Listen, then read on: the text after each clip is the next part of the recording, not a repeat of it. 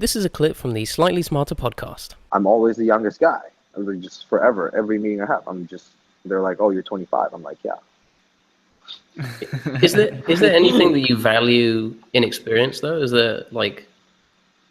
Do you feel like your age has ever limited you? Not to admit to anyone else, but just that you know that, oh, No, okay, I need years for this. I always thought that my age was a massive advantage, because I have so many years ahead of me.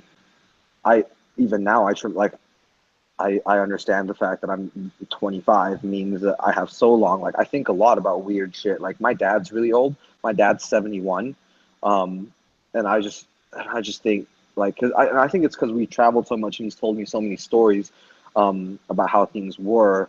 And he started his career with the Ministry of Foreign Affairs. He started back in China when they were still using food stamps, right? And he was telling me about that. And he's lived through that in his life from like China being like this broke ass country, like food stamps, like closed doors, and they just opened their doors up, and to now when China's a superpower in the world. He's lived through that, and it's like that's the amount of time that you have as a 25-year-old is like, like if China, like if you look at the Yeah, progress, China can get we have, rich. yeah, exactly. So it's crazy just how much can happen in that time span. I think I'll forever be extremely thankful to my dad for providing like this life, like the life experience that he has.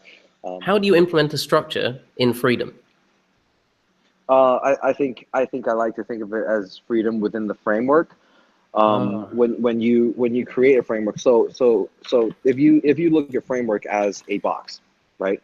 Mm-hmm. Most people like to fit within a box or like have boundaries as to so that they can make sense of things. Like my mind like doesn't work that way, but like most people do. And when you create a box and you allow, so you can decide the size of that box, right? And each person may need a different size box, and that's why I think it differs from individual to individual. Um, and I value like problem solving on an individual level a lot. So like the box is never just set. It's never just like cool, like this is it, and then like you either make it or you don't. Like it's ever changing, it's molding. So I'm listening, and then I pivot and I change. And I think that that's been successful so far on a very small scale because I'm able to talk to everyone on an individual level and kind of like mold them and pivot very quickly. Um, and change roles and delegate. Like I just came back from Australia and like on the way back on the plane I just like redid basically the entire structure of the company. And the first thing I did when I came back was like we had an all hands meeting, and then I went into individual one-to-one meetings to explain the new roles and the bigger changes to people's roles. And then like that's still going on now. Like it's forever an ongoing process. I'm trying to figure it out, how to create, and I've never done that before. I've never had employees before, never, so like I'm going on a journey of, because I don't think that way, like I have to then create the framework for other people, and that means seeing stuff from their perspective and seeing their strengths and seeing how I can put them in the position to succeed, and never being afraid to just change things up and mess up, and if it doesn't work, like try again. Like, but I think conversations are the most important thing, and communicating with everyone is the most important thing, and always asking like, maybe we try this, maybe we try that. And I can't guarantee anything will work, but like if this is a solution that we can be agreeable to, then let's try that, and we'll see if it works. If it doesn't, Mm-hmm. we'll try again. And how do you think that's going to change as Primal grows? I mean, your goal for Primal is to be the #1 fitness brand in Asia, right? Is that Yeah, it? Yeah. yeah. So how is that going to change? Or Because or in the world. Let's in the let's go world. with in the world. Yeah. So Um, that's got to change, don't you yeah, think? that's the thing that like I haven't really thought about. I always solve problems only when I get there, because I Mm-hmm. trust my gut and I trust my problem solving capabilities. It's what's gotten me to this place so far. It's just like not getting too far ahead of myself. Just navigating one bend at a time is my #1 advice to anyone who's trying to start or like is looking to start. Is just, I know you're trying to get somewhere, and like that it's a windy road and there's 17,000 turns you got to make. Don't think about the 17,000. Just think about the next one, and just make that turn and then make the next turn. And that's how I approach everything. Like, I'll be honest, like I haven't thought about how I'm going to scale or grow that. Like I have fires to put out right now, that demand my attention. Like if I start thinking like, 17 problems ahead, that may never actually happen. Like it may never actually be a thing. I think most problems exist up here for everyone who's thinking about starting a business, especially. Like you start thinking about all the things that could go wrong, but for every 10 things that could go wrong, there's 10 things that could go right. Yeah. Like it's just I'd rather think it would all go right and then trust in my natural capabilities of as a firefighter to go and solve things when they come up. Yeah, so just it's really really cool the opportunities that kind of like come your way when you're just saying yes and you're doing stuff. Like you never know what's around the corner, right? Like with your podcast, right? Like you're starting it. The only thing you gotta do is just keep going and just keep do going. it. Yeah, just do it and just keep going and keep going and keep going. And so many times I was questioning myself. Like it got really hard, it got really rough on the journey. I questioned myself. Like I've asked myself, I've looked at myself in the mirror and said, why am I doing this? It's so fucking hard. Because I charged $150 an hour for PT, and I had like, and I was making money from that, and I was doing that as like a side job because I wanted to see this. Like it was just, I just wanted to see if the flower bloom. Like I had this idea, and I had this thing. Like I talked so much shit about all the other companies that were around at that time, and I was always like, yeah, I could do it better. I could do it better. It's like I had to prove to myself that I could do it better, and that was like the only thing that kept me going. Because like if it was about money, if it was like I could have easily focused all that time and energy and attention on doing PT, which I was very good at, and clients loved me. And like I could have done that, but like it just wasn't enough. It wasn't like I would have had this itch. Don't you think?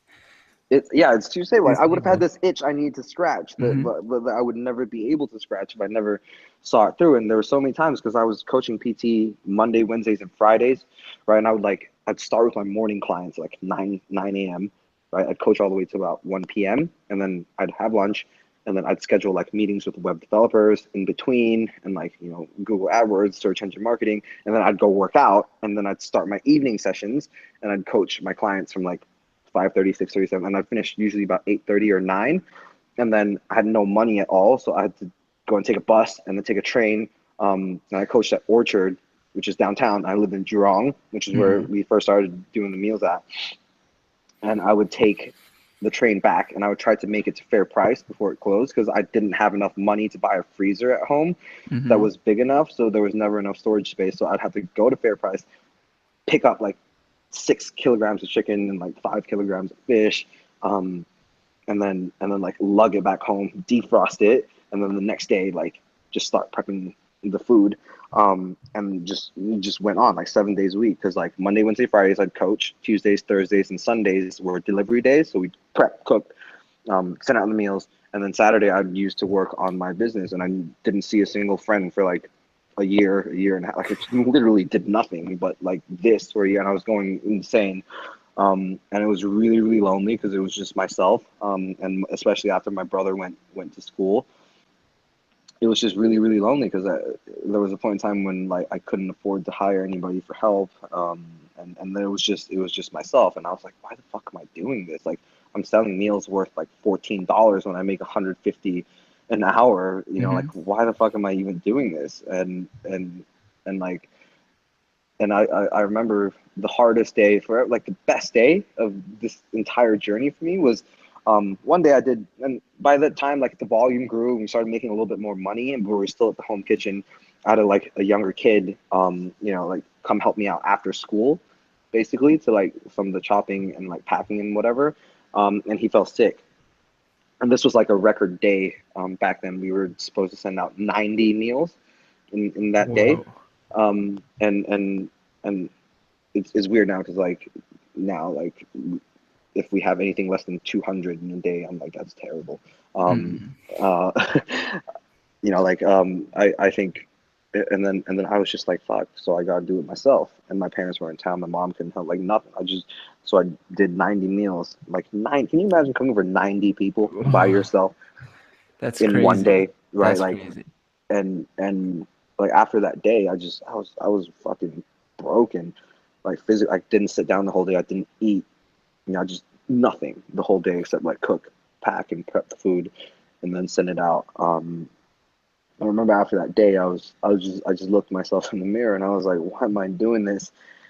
you know, like, why am I doing this? And Yeah. I laughed. Like, I ended up laughing because I immediately arrived at the next step, which is very natural to me. I was like, it's never about a problem. It's like I'm always about the next step. So I very quickly came to the next step. It took me 5 seconds, and I started laughing because I was like, "What are you gonna do? Are you gonna quit?" And I just laughed, and I just laughed because the answer was no. And I was like, "Well, how long are you willing to do this for?" And I was like, "I am literally willing to do this again and again forever until it works." You know, and then I never felt bad again afterwards. Like, no matter how hard it was. Like, And you look back and you know that in the macro certain things click that hadn't clicked because you're focused on that day. Does that? Because it's just an idea that I have in my mind right now, because you've got, all of these thoughts that you're connecting the dots when you're looking back.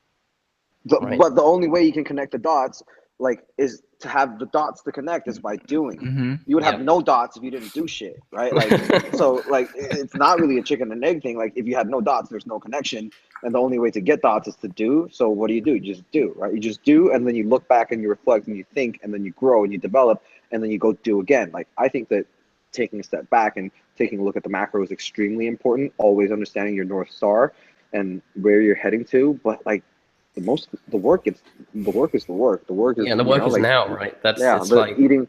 Like, I have this, like, I have this tattooed on my wrist, right? Like, this is the permanent state that I live in and that I operate in, because it is never not the now. The only time is the now, and the best time to do anything is now. And like, most people are stuck because they're waiting for this and they're waiting for that. They're like, oh, like, if I don't, like, if I draw this dot, I might, like, miss the opportunity to draw another dot over there. that's And then basically you what have I'm no asking. dots. Yeah, exactly. That's what I'm asking, because it's like, oh, okay, if I'm doing this, I'm foregoing doing this.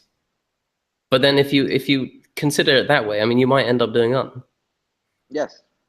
So, like, the only answer to that, like, is yes. Like, cool. You want to do this dot? Yes. You want to do the other dot? Yes. That just means you have to be really good and you have to do both, or maybe you do one immediately after the other. Like, I think that's the worst thing that you could do, is sit and think about, like, what could have, or like what I should do. What you should be doing is go. You have 10 ideas, great. Go and do all 10. Go and map it out. Try each one for 2 months, and then come back and think which one you like the most. Mm-hmm. So do you think that's something you've learned over the years, or was Yeah. that always okay? Yeah, and so I could very easily, like, I think in the mind of an entrepreneur, you can very easily get distracted by a shiny new thing, like a shiny new idea. It's always fun because you think of an idea and you're like, oh, cool, like, how cool would that be?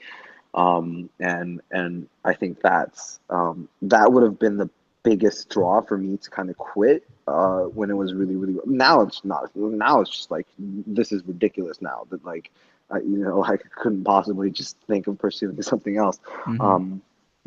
But like, when it was like not really anything, it was very easy for me to say, but what if I went and did this, like, instead?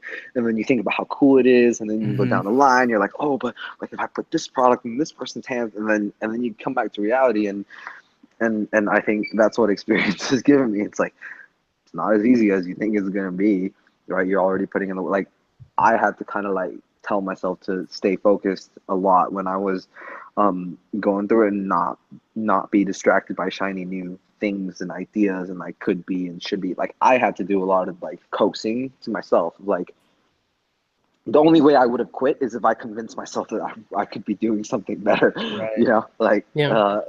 yeah, and that's a struggle that I had to go through personally, and that was the grit, right? That was the grit that I was talking about, that I didn't have when the basketball school was around. I just didn't understand that. I was just like, cool, like, it's easy. Like, Yeah, just go do something else. that's interesting, because you've passed that struggle. I'm still in that struggle, I feel. I'm always interested by the shiny new thing. I'm always keen. Ryan, what about you? Like, anything comes by that's new and interesting and could possibly make me famous, I'm like, all right, I'm in, yeah, exactly. Like, that's the free spirit you're talking about. You have to try and contain the free spirit, do you think? You have In a way? not contain it, but like, give it direction, and you have to really, really believe and buy into that direction. Obviously, now we're at a point where it's so clear that it's working, and that, like, it's just, unthinkable, because it's real, that you can't just quit this, because What was that point? there's literally people, like when people start working for you, you're like, okay, fuck, like it's very Okay. weird. Like, When you get employees. yeah, because you can't just be like, oh, cool, I'm not doing this anymore. You know what I mean? Like, that would be disastrous. But what? So we have Chang sitting across from me. He said if I did that, he'd punch me in the face.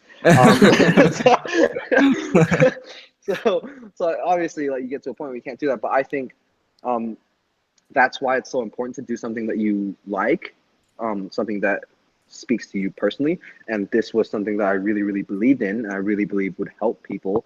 And that's why I continued pursuing it, because there was no better way for me to help people in fitness